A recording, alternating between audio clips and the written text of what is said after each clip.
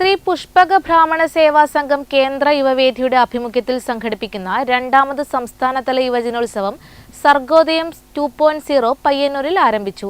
2 ദിവസങ്ങളിലായി പയ്യന്നൂർ കൈരളി ഓഡിറ്റോറിയത്തിൽ വച്ചാണ് ഈ കലാമേള അരങ്ങേറുന്നത്.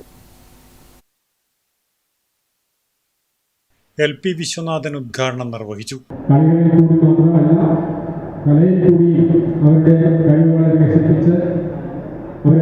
സംഘടനാ പ്രവർത്തനങ്ങളിൽ പങ്കെടുപ്പിച്ച് നമ്മുടെ സമുദായത്തിനും സംഘടനയ്ക്കും ഒരു മുതൽക്കൂട്ടാക്കുവാൻ സർഗോദയം പോലുള്ള പരിപാടികൾ സഹായകരമാകും എന്നുള്ളത് നിസ്സംശയം നമുക്ക് അറിവുള്ളതാണ്.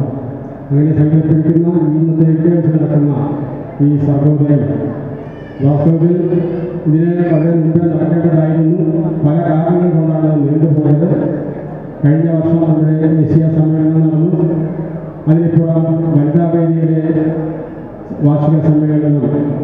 അപ്പോൾ പിന്നെ കുട്ടികളുടെയൊക്കെ കോളേജ് സ്കൂൾ അവധിക്കാലത്ത് നടത്താൻ പറ്റൂ എന്നൊക്കെ വന്നതുകൊണ്ടാണ് ഈ മെയ് മാസത്തിലേക്ക് ഇത് മാറിയത്.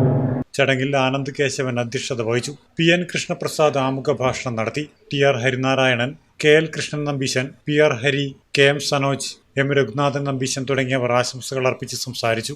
വൈകിട്ട് നടന്ന കാവ്യം പവിത്രം കൈതപ്പുറം പരിപാടിയിൽ പത്മശ്രീ കൈതപ്പുറം ദാമോദരൻ നമ്പൂതിരി മുഖ്യഭാഷണം നടത്തി. PR രാമചന്ദ്രൻ, ആനന്ദ് കേശവൻ, PR പ്രദീക്, ശരത് ശങ്കർ എന്നിവർ സന്നിഹിതരായി. തുടർന്ന് വിവിധ കലാപരിപാടികളും നടന്നു. Network news, Payyanur.